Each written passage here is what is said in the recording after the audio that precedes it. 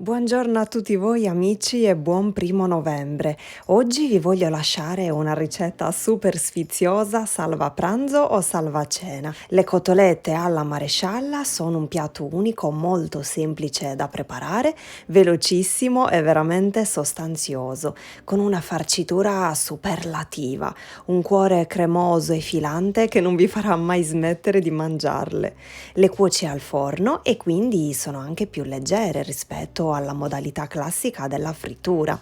Dovremo lessare 5 patate medie e una volta pronte le dovremo schiacciare con l'aiuto di uno schiacciapatate.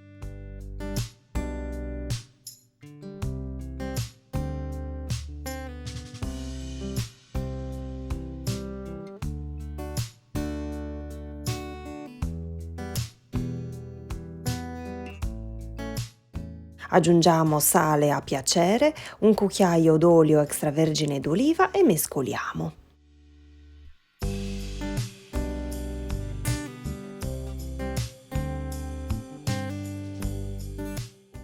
Ora in un'altra ciotola sgusciamo 2 uova, aggiungiamo un pizzico di sale e sbattiamo per qualche minuto.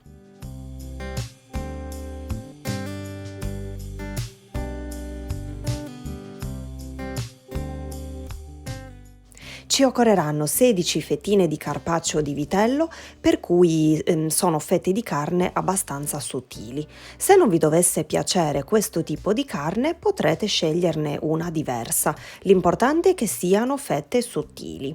Ne adagiamo una sul piatto, sopra sistemiamo un cucchiaio di patate schiacciate, una fetta di formaggio Edamer, una fetta di prosciutto cotto e ricopriamo con un'altra fettina di carpaccio di vitello.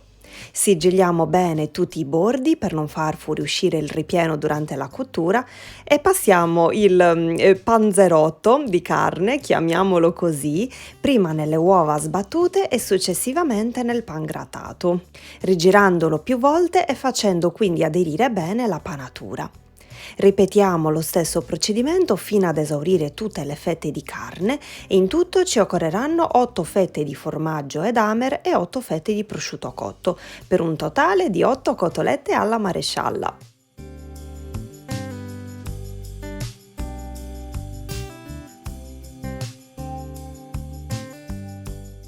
Per una maggior sicurezza nel non far fuoriuscire il ripieno durante la cottura, una volta che avete composto la cotoletta, potreste ripiegare i bordi della carne su se stessi, così come vi sto mostrando in video, e in questo modo sigillarli meglio.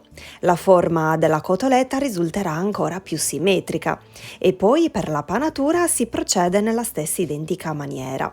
Disponiamo le cotolette sulla leccarda del forno con sovrapposto un foglio di carta da forno, versiamo sopra ognuna un filino d'olio e inforniamo a 200 gradi per 15 minuti circa.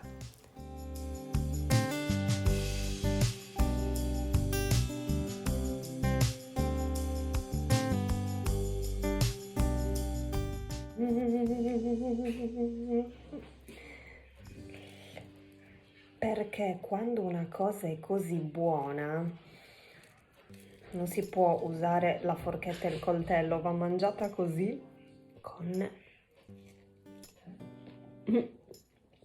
le mani, a morsi.